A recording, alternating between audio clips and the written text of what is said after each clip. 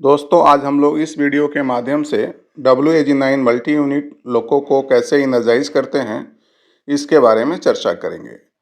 WAG9 multi unit बनाने के लिए कुछ प्रोसीजर हैं, जैसे कि लोको इलेक्ट्रिकल, मैकेनिकल और न्यूमेटिक रूप से दोनों जुड़े रहेंगे तभी मल्टी यूनिट संभव है। आगे का लोको मास्टर लोको कहलाता है और पीछे का लोको ट्रेलिंग लोको या स्लैब लोको कहलाता है।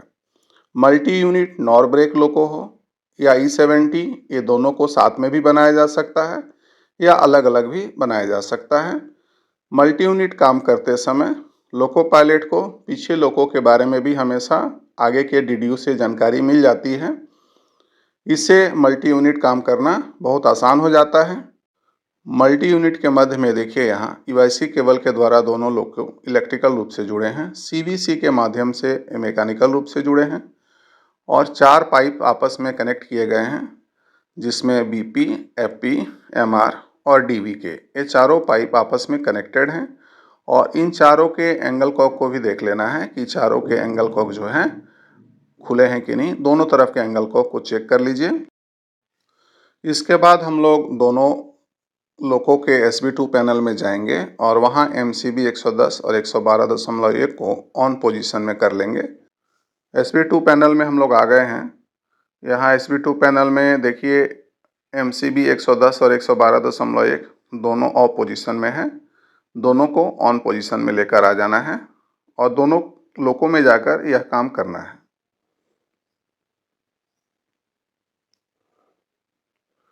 इसके बाद E70 लोको के स्लैब लोको में कॉक पोजीशन की स्थिति इस प्रकार होगी। कॉक 70, 74 दोनों ओपन रहेंगे और 136 और 47 क्लोज रहेंगे।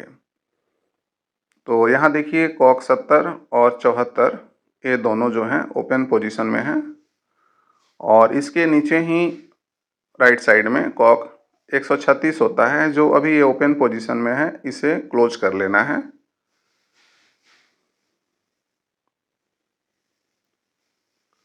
इसे देखिए क्लोज कर लिया गया और इंश्योर कर लेना है कि कॉक 47 जो है क्लोज पोजीशन में है। यहाँ देखिए क्लोज पोजीशन में 47 है। अभी मास्टर लोको में हम लोग जाएंगे तो मास्टर लोको में कॉक पोजीशन 70, 74 और 136 ओपन होता है और 47 क्लोज होता है। यहाँ देखिए 70 और 74 दोनों ओपन पोजीशन में दिख रहे हैं आपको और नीचे जो कॉक 136 है ये अभी ओपन पोजीशन में है। यदि ये क्लोज पोजीशन में है तो इसे ओपन कर लेना है और कॉक 47 जो है यह क्लोज पोजीशन में है, तो ये दोनों लोको में क्लोज पोजीशन में रहेगा। यदि CCB2 नॉर ब्रेक पैनल हो तो उसमें स्लैब लोको की पोजीशन कॉक सीफा 74 ओपन होगा और बाकी क्लोज रहेंगे। यहाँ देखिए सीफा कॉक 74 ओपन पोजीशन में है, 136 कॉक को क्लोज पोजीशन में ला के रख देना है और कॉक 47 जो है यह क्लोज पोजीशन में रहेगा, जो सामने आपको दिख रहा है। और परकॉस कॉक भी क्लोज पोजीशन में रहेगा। CCB2 नॉर ब्रेक पैनल के मास्टर लोको में कॉक 74 और 136 ओपन पोजीशन में होंगे और 47 जो है क्लोज पोजीशन में होगा। तो यहाँ देखिए कॉक 74 अर्थात सीफा कॉक ओपन पोजीशन में है, कॉक 136 को ओपन पोजीशन में कर देना है और कॉक 47 क्लोज पोजीशन में रहेगा और परकॉस भी क्लोज पोजीशन में रहेगा। नॉर ब्रेक पैनल में स्लैब लोको के दोनों कैब में और मास्टर लोको के नॉन ड्राइविंग कैब में A9 हैंडल को FS पोजीशन में लॉक रखना है। साथ ही इनके मोड स्विच ट्रेल पोजीशन में रहेंगे। अभी देखिए नॉन ड्राइविंग कैब में हम लोग मोड स्विच को ट्रेल पोजीशन में रख रहे हैं और A9 को FS में लॉक कर रहे हैं। यह तीनों नॉन ड्राइविंग कैब में ऐसा करना है, A9 को FS में लॉक और मोड स्विच को ट्रेल में रखना है। मल्टी यूनिट इनर्जाइजेशन के दौरान सबसे पहले स्लैब लोको को एक्टिवेट करना है, तो स्लैब लोको के रेयर एंड कैब में जाना है। कभी भी इंटरमीडिएट कैब से मल्टी यूनिट एक्टिवेट नहीं होगा, ऐसा कभी नहीं करना है। रेयर एंड कैब में A9 हैंडल को न्यूट्रल पोजीशन में लगा देना है और इसके लॉकिंग पिन को उठाकर फिर इसे रन पोजीशन की ओर लाकर रख देना है। कैब एक्टिवेट करने के लिए ये आवश्यक है। अभी BL की को ऑफ पोजीशन में लगाना है और इसे D की ओर घुमाकर रख देना है। लोको सेल्फ कॉन्फ़िगरेशन करेगा और हमें नोड FLG 504 का इंतज़ार करना है।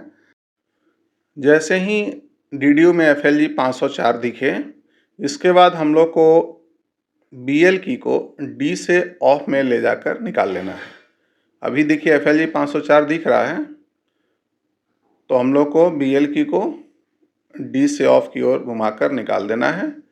साथ ही A9 हैंडल को इसके लॉकिंग पिन को उठाना है और रन से न्यूट्रल पोजीशन में ले जाकर निकाल देना है।